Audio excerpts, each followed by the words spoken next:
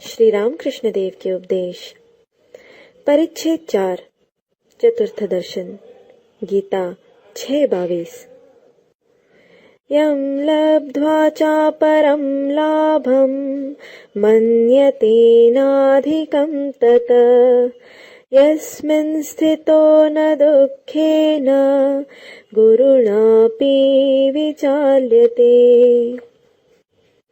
उसके दूसरे दिन 6 मार्च को भी छुट्टी थी। दिन के 3-4 बजे मास्टर फिर आए। श्री रामकृष्ण अपने कमरे में बैठे हैं। फर्श पर चटाई बिछी है। नरेंद्र, भवनाथ तथा और भी 2-1 लोग बैठे हैं। सभी अभी लड़के हैं। उम्र 19-20 के लगभग होगी। प्रफुल्ल मुख श्री रामकृष्ण तखत पर बैठे हुए लड़कों से सानंद वार्तालाप कर रहे हैं। मास्टर को कमरे में घुसते देख श्री रामकृष्ण ने हंसते हुए कहा, यहाँ देखो, फिर आया। सब हंसने लगे। मास्टर ने भूमिष्ठ हो प्रणाम करके आसन ग्रहण किया। पहले वे खड़े खड़े हाथ जोड़कर प्रणाम करते थे, जैसा अंग्रेजी पढ़े लिखे लोग करते हैं, पर आज उन्होंने भूमिष्ठ होकर प्रणाम करना सीखा। श्री रामकृष्ण नरेंद्र आदि भक्तों से कहने लगे, देखो, एक मोर को किसी ने 4 बजे अफीम खिला दी। दूसरे दिन से वहां अफीमची मोर ठीक 4 बजे आ जाता था। यह भी अपने समय पर आया है। सब लोग हंसने लगे। मास्टर सोचने लगे, ये ठीक तो कहते हैं। घर जाता हूँ पर मन दिन रात यही पड़ा रहता है। कब जाऊं, कब उन्हें देखूं, इसी विचार में रहता हूँ। यहाँ मानो कोई खींच ले आता है। इच्छा होने पर भी दूसरी जगह जा नहीं पाता, यही आना पड़ता है। इधर श्री रामकृष्ण लड़कों से हंसी मजाक करने लगे। मालूम होता था कि वे सब मानो एक ही उम्र के हैं। हंसी की लहरें उठने लगी, मानो आनंद की हाट लगी हो। मास्टर यह अद्भुत चरित्र देखते हुए सोचते हैं कि पिछले दिन क्या इन्हीं को समाधि और अपूर्व प्रेमानंद में मग्न देखा था। क्या ये वे ही मनुष्य हैं जो आज प्राकृत मनुष्य जैसा व्यवहार कर रहे हैं? क्या इन्हीं ने मुझे पहले दिन उपदेश देते हुए धिक्कारा था? इन्हीं ने मुझे तुम ज्ञानी हो कहा था? इन्हीं ने साकार और निराकार दोनों सत्य हैं कहा था? इन्हीं ने मुझे कहा था कि ईश्वर ही सत्य है और सब अनित्य? इन्हीं ने मुझे संसार में दासी की भांति रहने का उपदेश दिया था। श्री रामकृष्ण आनंद कर रहे हैं और बीच बीच में मास्टर को देख रहे हैं। मास्टर को सविस्मय बैठे हुए देखकर उन्होंने रामलाल से कहा, इसकी उम्र कुछ ज्यादा हो गई है ना? इसी से कुछ गंभीर है। ये सब हंस रहे हैं पर यह चुपचाप बैठा है। मास्टर की उम्र उस समय 27 साल की होगी। बात ही बात में परम भक्त हनुमान की बात चली। हनुमान का एक चित्र श्री रामकृष्ण के कमरे की दीवार पर टंगा था। श्री रामकृष्ण ने कहा, देखो तो हनुमान का भाव कैसा है। धन, मान, शरीर सुख कुछ भी नहीं चाहते, केवल भगवान को चाहते हैं। जब स्फटिक स्तंभ के भीतर से ब्रह्मास्त्र निकालकर भागे, तब मंदोदरी नाना प्रकार के फल लेकर लोभ दिखाने लगी। उसने सोचा कि फल के लोभ से उतरकर शायद ये ब्रह्मास्त्र फेंक दे, पर हनुमान इस भुलावे में कब पड़ने लगे।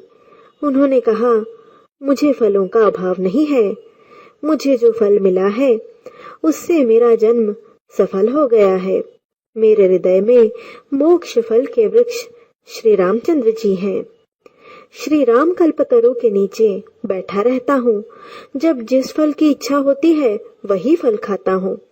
फल के बारे में कहता हूँ कि तेरा फल मैं नहीं चाहता हूँ। तू मुझे फल न दिखा, मैं इसका प्रतिफल दे जाऊंगा। इसी भाव का एक गीत श्री रामकृष्ण गा रहे हैं। फिर वही समाधि, देह निश्चल, नेत्र स्थिर, बैठे हैं जैसी मूर्ति फोटोग्राफ में देखने को मिलती है। भक्तगण भी इतना हंस रहे थे, पर अब सब एक दृष्टि से श्री रामकृष्ण की इस अद्भुत अवस्था का दर्शन करने लगे। मास्टर दूसरी बार यह समाधि अवस्था देख रहे थे। बड़ी देर बाद अवस्था का परिवर्तन हो रहा है। देह शिथिल हो गई, मुख सहास्य हो गया, इंद्रियां फिर अपना अपना काम करने लगी। नेत्रों से आनंदाश्रु बहाते हुए राम राम उच्चारण कर रहे हैं। मास्टर सोचने लगे, क्या ये ही महापुरुष लड़कों के साथ दिल लगी कर रहे थे? तब तो यहां जान पड़ता था कि मानो 5 वर्ष के बालक हों। श्री रामकृष्ण प्रकृतिस्थ होकर फिर प्राकृत मनुष्यों जैसा व्यवहार कर रहे हैं। मास्टर और नरेंद्र से कहने लगे कि तुम दोनों अंग्रेजी में बातचीत करो, मैं सुनूंगा। यह सुनकर मास्टर और नरेंद्र हंस रहे हैं। दोनों परस्पर कुछ बातचीत करने लगे, पर बंगला में। श्री रामकृष्ण के सामने मास्टर का तर्क करना संभव न था, क्योंकि तर्क का तो घर उन्होंने बंद कर दिया है। अतएव मास्टर अब तर्क कैसे कर सकते हैं? श्री रामकृष्ण ने फिर कहा, पर मास्टर के मुंह से अंग्रेजी तर्क न निकला। गीता 11:18। त्वमक्षरं परमं वेदितव्यं, त्वमस्य विश्वस्य परं निधानम्, त्वमव्ययः शाश्वत धर्मगोप्ता, सनातनस्त्वं पुरुषो मतो मे। 5 बजे हैं। भक्त लोग अपने अपने घर चले गए। सिर्फ मास्टर और नरेंद्र रह गए। नरेंद्र मुंह हाथ धोने के लिए गए। मास्टर भी बगीचे में इधर उधर घूमते रहे। थोड़ी देर बाद कोठी की बगल से हंस तालाब की ओर आते हुए उन्होंने देखा कि तालाब की दक्षिण तरफ वाली सीढ़ी के चबूतरे पर श्री रामकृष्ण खड़े हैं और नरेंद्र भी हाथ में गड्डुआ लिए खड़े हैं।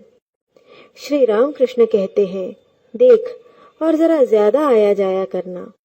तूने हाल ही में आना शुरू किया है ना? पहली जान पहचान के बाद सभी लोग कुछ ज्यादा आया करते हैं, जैसे नया पति। नरेंद्र और मास्टर हंसे। क्यों, आएगा नहीं? नरेंद्र ब्राह्म समाजी लड़के हैं, हंसते हुए कहा, हाँ, कोशिश करूंगा। फिर सभी कोठी की राह से श्री रामकृष्ण के कमरे की ओर आने लगे। कोठी के पास श्री रामकृष्ण ने मास्टर से कहा, देखो, किसान बाजार से बैल खरीदते हैं। वे जानते हैं कि कौन सा बैल अच्छा है और कौन सा बुरा। वे पूंछ के नीचे हाथ लगाकर परखते हैं। कोई कोई बैल पूंछ पर हाथ लगाने से लेट जाते हैं। वे ऐसे बैल नहीं खरीदते, पर जो बैल पूंछ पर हाथ रखते ही बड़ी तेजी से कूद पड़ता है, उसी बैल को वे चुन लेते हैं। नरेंद्र इसी बैल की जाति का है, भीतर खूब तेज है। यह कहकर श्री रामकृष्ण मुस्कुराने लगे। फिर कोई कोई ऐसे होते हैं कि मानो उनमें जान ही नहीं है, न जोर है न दृढ़ता। संध्या हुई। श्री रामकृष्ण ईश्वर चिंतन करने लगे। उन्होंने मास्टर से कहा, तुम जाकर नरेंद्र से बातचीत करो और फिर मुझे बताना कि वह कैसा लड़का है।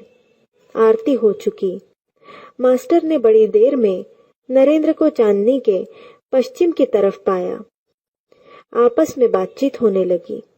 नरेंद्र ने कहा कि मैं साधारण ब्राह्म समाजी हूँ, कॉलेज में पढ़ता हूँ, इत्यादि।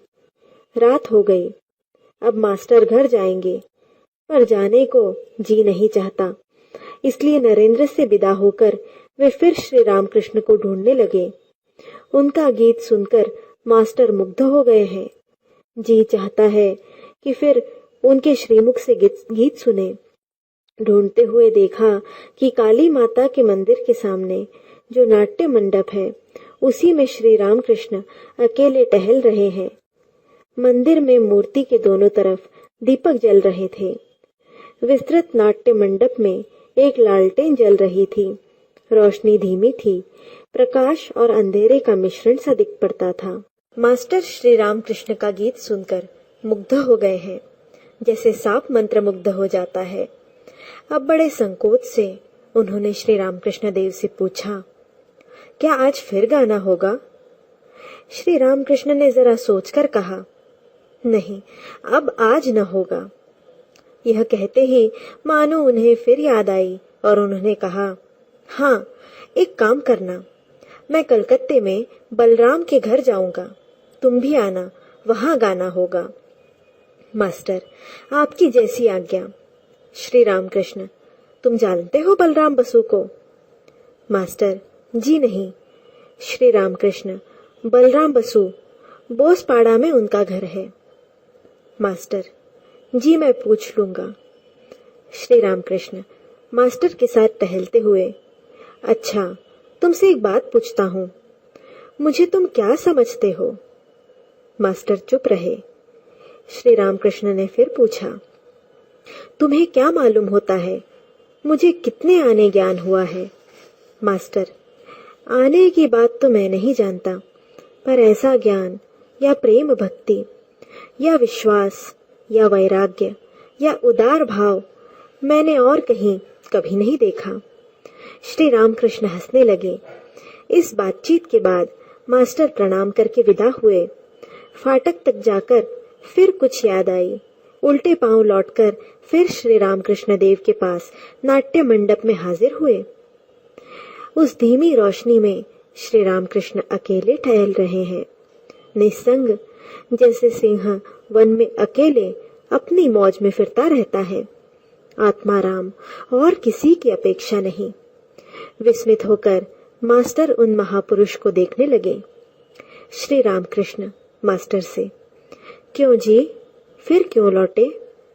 मास्टर, जी वे अमीर आदमी होंगे, शायद मुझे भीतर न जाने दे, इसीलिए सोच रहा हूं कि वहां न जाऊंगा, यहीं आकर आपसे मिलूंगा। श्री रामकृष्ण, नहीं जी, तुम मेरा नाम ले ला, कहना कि मैं उनके पास जाऊंगा, बस कोई भी तुम्हें मेरे पास ले आएगा। जैसी आपकी आज्ञा, कहकर मास्टर ने फिर प्रणाम किया और वहां से विदा हुए।